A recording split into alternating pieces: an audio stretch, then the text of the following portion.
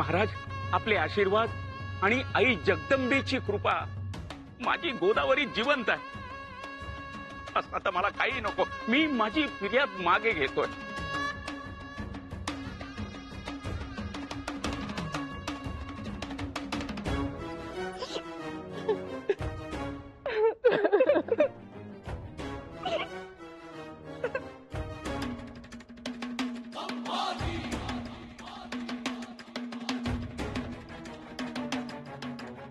बघा सरकार, बघा, माझ्या सासूबाईंच्या जीवात जीव आला.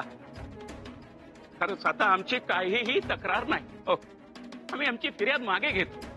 आमची विनंती आहे की फिर्यादीला फिर्याद मागे घेऊ देऊ नये. जे काही खरं खोटं असेल ते दरबारासमोर येऊ द्यावं. युवराज, आता काय खरं खोटं? अहो, माझी गोदावरी मला मिळाली, मला सगळं मिळालं. हो, तिला बुधभूषण वाचायचं ना, वाचू दे. माहेरी यायचंय, ये. माझं काही म्हणणं नाही. पंत, मी आता पुढे जाऊ शकत नाही. मी माझी फिर्याद मागे घेतोय. हो.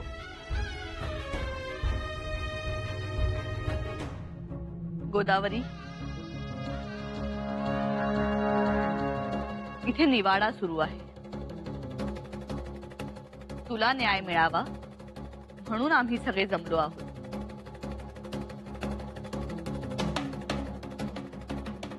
आता काही गोष्टींचा खुलासा हा तुलाच करावा लागेल. कोणी पळवलं होतं तुला? सरकार, माझी आपणास विनंती आहे की तिला आता काहीही विचारू नये. हो, आणि मी माझी फिर्याद मागे घेतली. हो.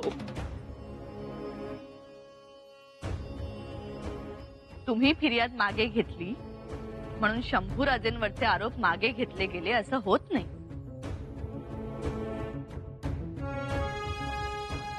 शिवाय त्यांनी गुन्हा केला न केला हे रयतेलाही कळायला पाहिजे.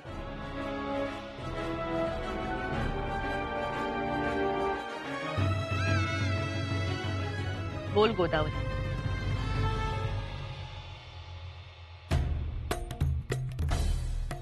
कोणी पळवलं होतं तुला?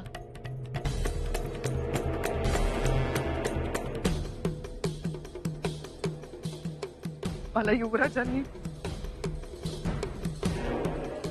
पळवलं असा माझा समज करून देण्याचा प्रयत्न करण्यात आला.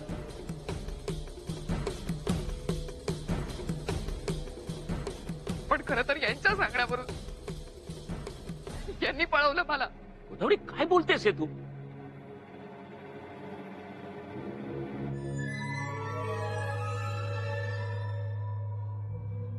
मग तुला पळवल्याचा आरोप युवराजांवर का?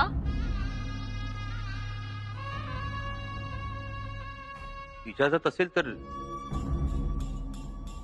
याचा खुलासा आम्ही करू शकतो. जरूर.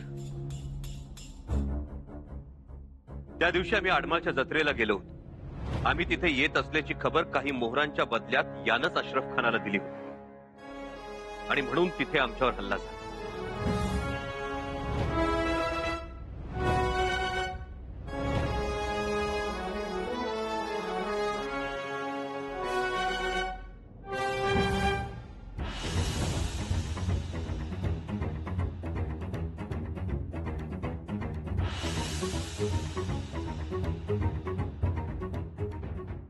आमचं नशीब बलवत्तर आणि ज्योत्याजी लाडीची सावधानता म्हणून आम्ही बचावलो. परंतु जेव्हा आम्ही या घटनेचा शोध घेतला तेव्हा आम्हाला समजलं की आम्ही आडमाळला येत असल्याची खबर देणारा दुसरा तिसरा कुणी नसून सुरनिसांचा जावई केदारजीच होता. परंतु अनाजी पंतांची एवढ्या वर्षांची स्वराज्य सेवा आणि गोदावरीला बहिणी समान मानून आम्ही याला माफ केलं. स्वराज्यात या म्हटलं नोकरी देऊ केली. तुमच्या जावयाचा हुनर आवडला आम्हाला. हा हुनर स्वराज्याच्या कामी आला तर केदारजी तुम्ही स्वराज्यात सामील व्हा. माफी असावी, आम्हास हे नाही जमणार. पण हा नाही म्हणाला. कारण त्यामागे तुमचा डाव होता युवराज. सरकार, मला सेवेत घेण्याचं कारण हेच की मी एकदा स्वराज्याच्या सेवेत आलो असतो तर गोदावरी यांच्या सेवेत राहिली असती. केदारजी, कशी करून गोदावरी आपल्या जवळ कशी राहील हा डाव होता युवराजांचा, आणि म्हणूनच मी सेवेला नकार दिला. महाराज, आता गोदावरीला हे मान्य झालं नाही. मी तिला न्यायला मेळा आणला, पळून गेली ती. गोदावरी, तू स्वतः पळून गेली होतीस?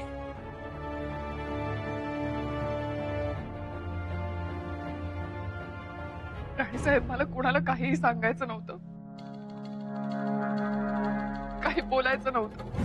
म्हणूनच स्वतःला काळदरीत झोकून देण्यासाठी मी धावत होते. कारण मला जे गुपित समजलं होतं ते मला स्वतः बरोबरच संपवायचं होतं. महाराज, पण मी काळदरी जवळ करत असताना युवराजांनी मला वाचवलं. नाहीतर तोच दिवस या गोदावरीचा शेवटचा दिवस ठरला असता.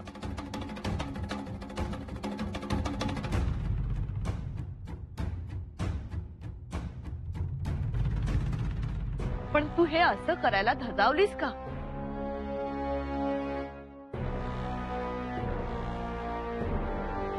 आणि गुपित कोणतं?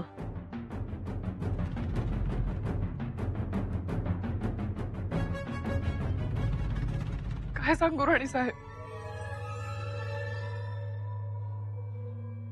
मला स्वतःची शरम वाटते.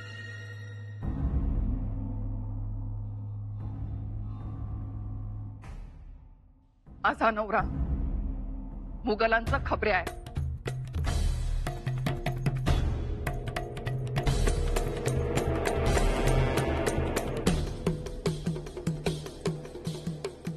स्वराज्याचा दुश्मन आहे हा, स्वराज्यद्रोही आहे. गोदावरी, मी स्वराज्याचा दुश्मन? मी स्वराज्यद्रोही?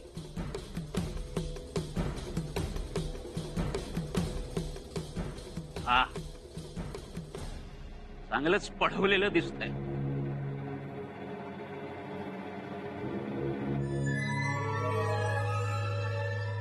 केदारजी, शांत राहा. तुमचं म्हणणंही ऐकलं जाईल, मध्ये बोलू नका. महाराज, या सगळ्याबद्दल सुरुवातीला मला पुसटची कल्पना नव्हती. मला हे रायगडाची माहिती विचारायची, कधी मोहिमांबद्दल. मला वाटलं यांनाही स्वराज्याचा जिव्हाळा आहे. हे सगळं सांगायचे अगदी भरभरून.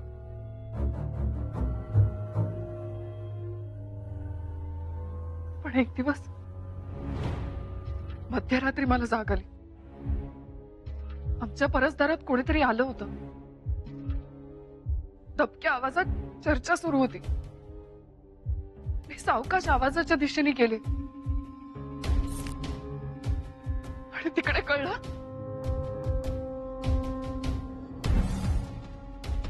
महाराज तुम्हाला मारण्याचा कट रचला जात होता.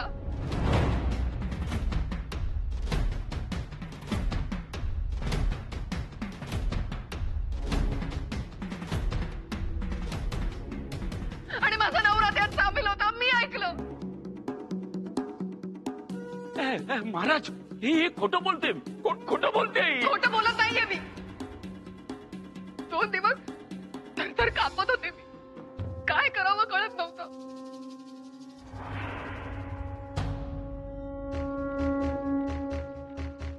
पण एक गोष्ट लक्षात आली होती. माझा संसार एका बेईमान माणसाबरोबर सुरू आहे. खूप विचार केला आणि मग ठरवलं, आता इथे थांबायचं नाही. कोणालाही न सांगता मी माहेरी निघून आले. घरी आई बाबा का परत आले हे विचारायला लागले.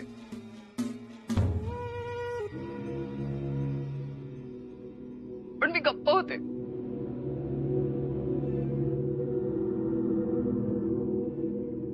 काय सांगणार होते मी त्यांना? आपली फसगत झाली हे.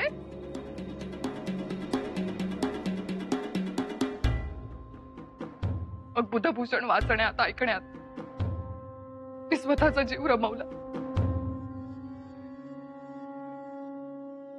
काही दिवसांनी लोकांची कुजबूज सुरू झाली. गोदावरी माहेरी परत का आलीये, इतके दिवस का राहिली, या प्रश्नांची उत्तरे नव्हती माझ्याकडे.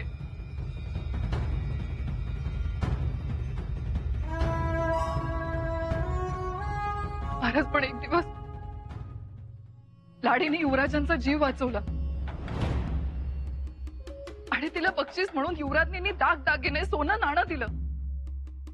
महाराज तिने काहीच स्वीकारलं नाही, उलट स्वतःचं आयुष्य स्वराज्याच्या सेवेत अर्पण केलं.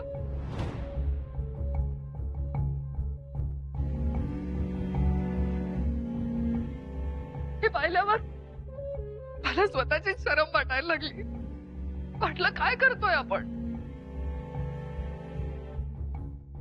त्या दिवशी युवराजांना सगळं खरं सांगायचं ठरवलं.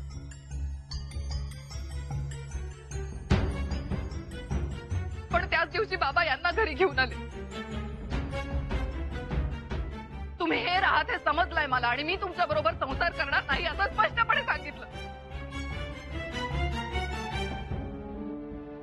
पण त्यांनी माझ्या आई बाबांना जीवे मारण्याची धमकी दिली.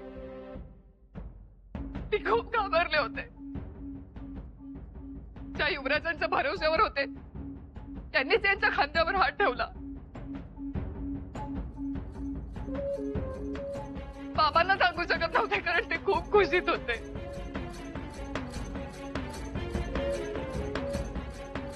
दुसऱ्या दिवशी सकाळी मेणा आला आणि मी मागच्या दाराने पळून गेले स्वतःला संपवण्यासाठी.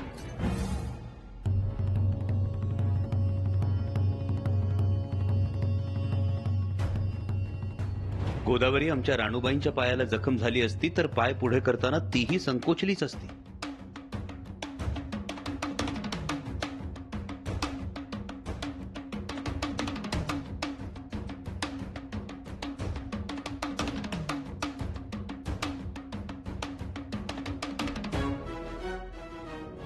आपल्या कमरेचा शेला माझ्या पायास बांधला. भावाचा अधिकार गाजवला. तो शेला माघारी परत करायचं लक्षात राहिलं नाही माझ्या.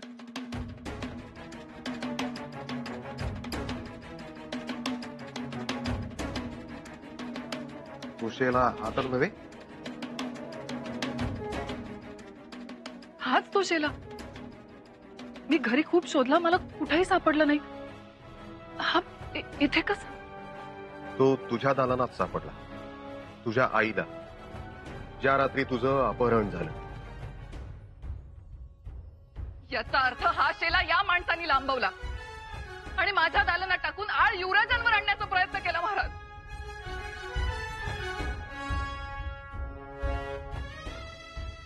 गोदावरी काय बोलतेस? मला काय जीवानीशी मारतेस की काय? तीच योग्यता आहे तुझी. महाराज, या माणसानं खूप त्रास दिला मला डांबून ठेवलं. 2 मारेकरी ठेवले माझ्या पहाऱ्यावर आणि सर्वत्र पसरवलं की मला युवराजांनी पळवलं यानेच. युवराजांच्या बदनामीची राळ सर्वत्र उडवून दिली. युवराजांचा निवाडा उभा राहिला तेव्हा हा माणूस मिठाई घेऊन आला होता माझ्याकडे. त्यांना आयुष्यातून उठवण्याची भाषा बोलत होता.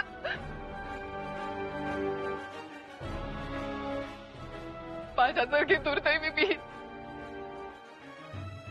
माझी फसगत केली आणि माझ्या आई बाबांच्या भावनाचे खेळ आहे हा माणूस.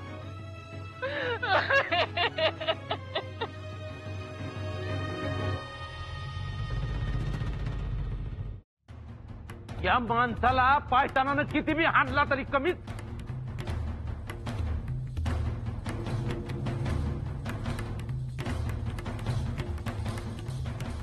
महाराज, जो केदार लय लबाड माणूस आहे, आम्ही त्याला सोडणार नाही. हो नाही हो. सोडणार. महाराज, निवाडा थांबवा आणि याला आमच्या ताब्यात द्या.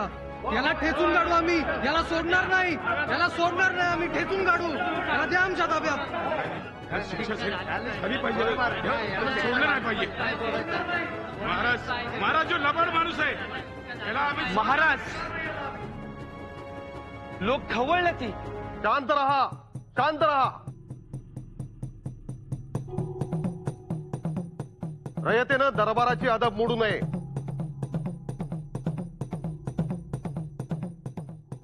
राणी साहेब, सगळ्या गोष्टी आपल्या समोर आल्या आहेत.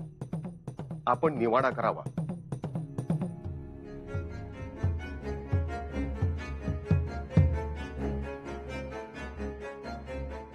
केदारजी फितूर आहे.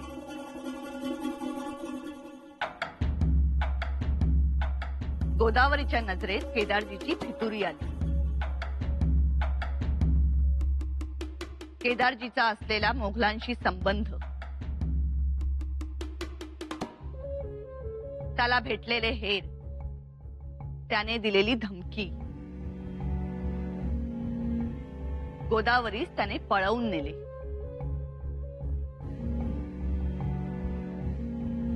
त्याने गोदावरीस इतका त्रास दिला की एकदा तिने जीव देण्याचा प्रयत्न केला.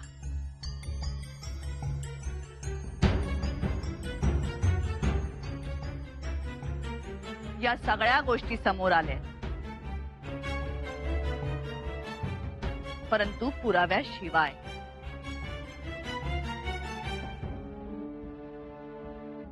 केदारजीला फितूर म्हणणे सोपे,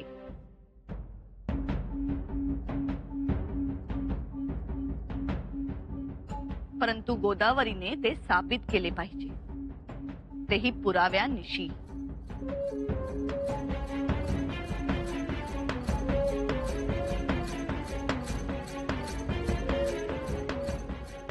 दरबारात भक्कम पुरावा हवा. दरबारात भक्कम पुरावा हवा, आणि तो नसेल तर ती बोलाचीच कढी अन बोलाचाच भार.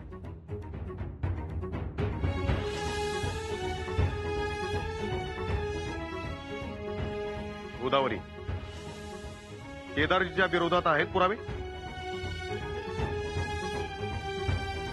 राणीसाहेब, महाराज, आपल्याहून देवही मला मोठा नाही.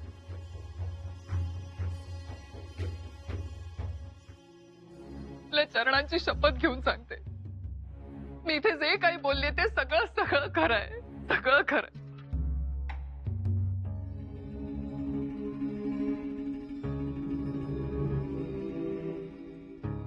पंत, अहो समजून सांगा ना तुमच्या लेकीला, ते असं बरं दिसत नाही.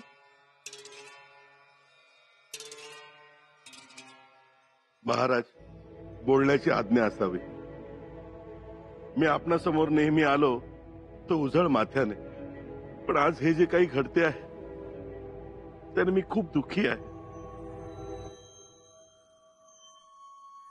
जरीही माझी कन्या असली तरी तिचे असलेले आरोप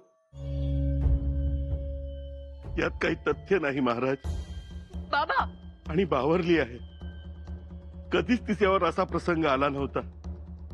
कदाचित तिचा भ्रम झाला असावा. कधी माणसात जाणं नाही. जावई म्हणतायत आरोप मागे घेतो तर. नाही बाबा, थांबा. गोदावरी, महाराजांना मुजरा कर, दरबाराला नमस्कार कर आणि घरी चल. नाही बाबा, मी अशी पळ काढणारी नाही.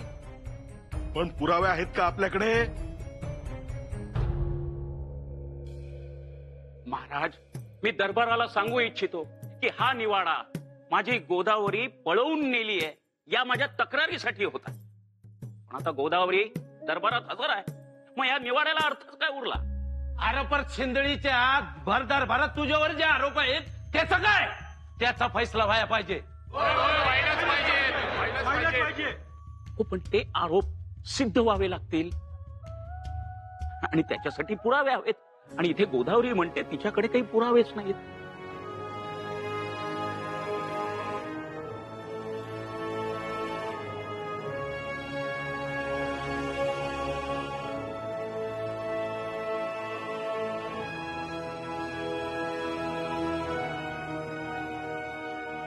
पुरावे मिळतील, जरूर मिळतील.